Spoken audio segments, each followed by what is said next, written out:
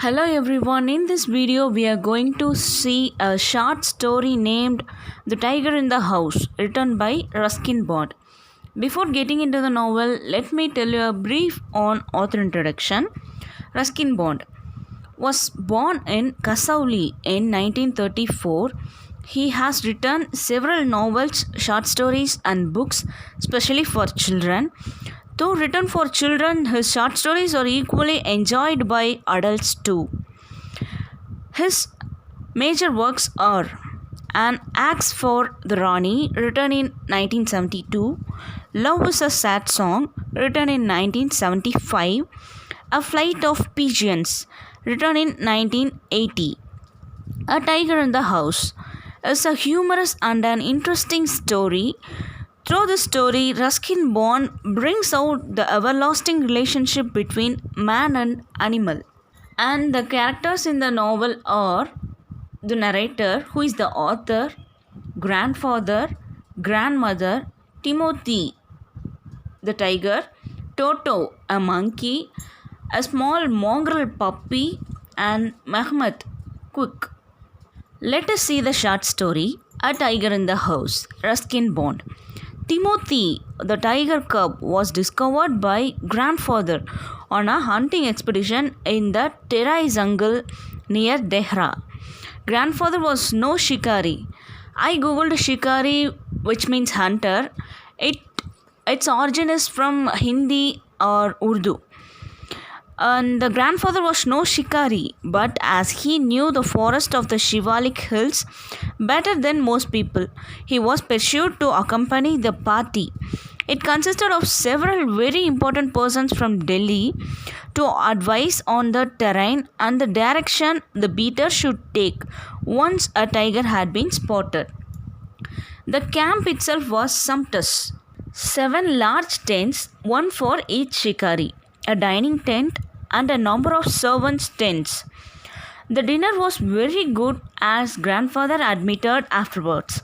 It was not often that one saw hot water plates, finger glasses, and 7 or 8 courses in a tent in the jungle. But that was how things were done in the days of the viceroys. There were also some 15 elephants, 4 of them with hordocks for the shikaris, and the others specially trained for taking part in the beat. The sportsmen never saw a tiger, nor did they shoot anything else, though they saw a number of deer, peacock, and wild boar.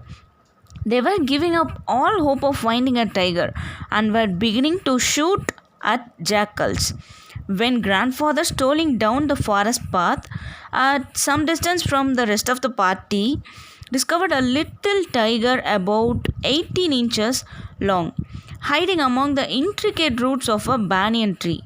Grandfather picked him up and brought him home after the camp had broken up.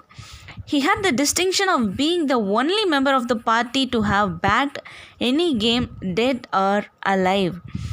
At first, the tiger cub, who was named Timothy by grandmother, was brought up entirely on milk given to him in a feeding bottle by our cook Mahmud. But the milk proved too rich for him, and he was put on a diet of raw mutton and cod liver oil, to be followed later by a more tempting diet of pigeons and rabbits. Timothy was proved with 2 companions. The one was Toto, the monkey, who was bold enough to pull the young tiger by the tail and then climb up the curtain, which means screens, if Timothy lost his temper. And the another one is a small mongrel puppy found on a road by grandfather. At first, Timothy appeared to be quite afraid of the puppy and darted back with a spring if it came too near. He would make absurd dashes at it with his large forepaws and then retreat to a ridiculously safe distance. Finally, he allowed the puppy to crawl on his back and rest there. One of Timothy's favorite amusement was to stalk anyone who would play with him. So when the author came to live with his grandfather, the author became one of the tiger's favorites.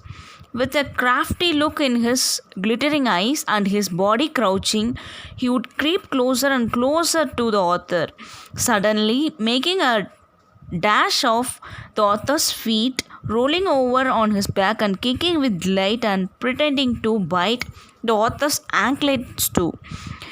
He was by this time the size of a full grown retriever, and when the author took him out for a walk, people on the road would give us a wide breath when he pulled hard on his chain. The author had difficulty in keeping up with him. His favorite place in the house was the drawing room, and he would make himself comfortable on the long sofa, reclining there with great dignity and snarling at anybody who tried to get him off. Timothy had clean habits and would scrub his face with his paws exactly like a cat. He slept at night in the cook's quarters and was always delighted at being let out by him in the morning. One of these days, declared grandmother in her prophetic manner, "We are going to find Timothy sitting on Muhammad's bed, and no sign of the cook except his shoes." These were the lines from the text. When Timothy was 6 months old, a change came over him. He grew steadily less friendly. When out for a walk with the author, he would try to steal away to stalk a cat or someone's pet picnics.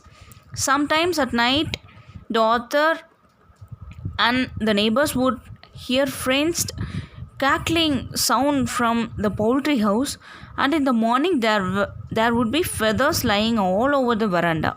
Timothy had to be chained up more often, and finally, when he began to stalk Muhammad about the house with what looked like villainous intent, grandfather decided it was time to transfer him to a zoo. The nearest zoo was at Lucknow, 200 miles away. Reserving a first class compartment for himself and Timothy, no one would share a compartment with them. Grandfather took him to Lucknow, where the zoo authorities were only too glad to receive as a gift a well fed and fairly civilized tiger. About 6 months later, when grandparents were visiting relatives in Lucknow, grandfather took the opportunity of calling at the zoo to see how Timothy was getting on. The author was not there to accompany him, but the author heard all about it when he returned to Dehra. Arriving at the zoo, the grandparents made straight for the particular cage in which Timothy had been interned. The tiger was there, crouched in a corner, full grown and with a magnificent stripped coat. "Hello, Timothy," said grandfather, and climbing the railing with ease, he put his arm through the bars of the cage. The tiger approached the bars, all allowed grandfather to put both hands around his head. Grandfather stroked the tiger's forehead and tickled his ear, and whenever he growled, smacked him across the mouth, which was his old way of keeping him quiet. He licked grandfather's hands and only sprang away when a leopard in the next cage snarled at him. Grandfather shooed the leopard away, and the tiger returned to lick his hands. But every now and then the leopard would rush at the bars, and the tiger would slink back to his corner. A number of people had gathered to watch the reunion when a keeper pushed his way through the crowd and asked the grandfather what he was doing. "I'm talking to Timothy," said grandfather. "Weren't you here when I gave him to zoo 6 months ago?" the grandfather asked. "I haven't been here very long," said the surprised keeper. "Please continue your conversation, but I have never been able to touch him myself. He is always very bad tempered." "Why don't you put him somewhere else?" suggested grandfather. "That leopard keeps frightening him. I'll go and see the superintendent about it, the grandfather said. Grandfather went in search of superintendent of the zoo but found that he had gone home early. And so, after wandering about the zoo for a little while, he returned to Timothy's cage to say goodbye. It was beginning to get dark. He had been stroking and slapping Timothy for about 5 minutes when he found another keeper observing him with some alarm. Grandfather recognized him as the keeper who had been there when Timothy had first come to the zoo. "You remember me?" said grandfather. "Now, why don't you transfer Timothy to another cage away from the stupid leopard?" said the grandfather. "But, sir," stammered the keeper, "it is not your tiger," said the keeper. I know," said grandfather testily. "To realize he is no longer mine, but you might at least take a suggestion or two from me." "I remember your tiger very well," said the keeper. "He died 2 months ago," said the keeper. "Died?" explained grandfather. The keeper said, "Yes, sir, of pneumonia. This tiger was trapped in the hills only last month and he is very dangerous," said the keeper. Grandfather could think of nothing to say. The tiger was still licking his arm with increasing relish. Grandfather took what seemed to him an age to withdraw his hand from the cage. With his face near the tiger's, he mumbled, "Good night, Timothy," and giving the keeper a scornful look, walked briskly out of the zoo. That's all. The short story is ended. Thank you.